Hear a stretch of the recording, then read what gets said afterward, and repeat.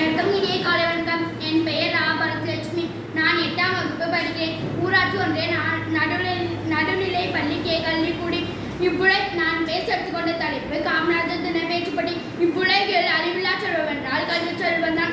அத்தகைய செல்வத்தை இலவசமாக கொடுத்த படிக்காத மேலான கல்வி கண்டிருந்த காமராஜரை பற்றி நான் இங்கு பேச வந்துள்ளேன்.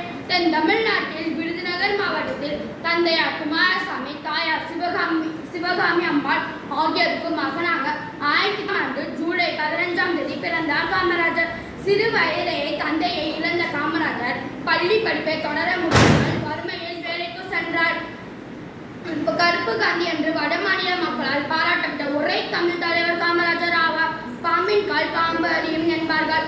ஏழையாக பிறந்தவர் ஏழைகளின் துயரத்தை துடைப்பதை தம் குறிக்கோளாக கொண்டார். சின்னஞ்சிறு வயது முதலில் தன்னை காங்கிரஸ் பேரியக்கத்தில் இணைத்துக் கொண்டார்.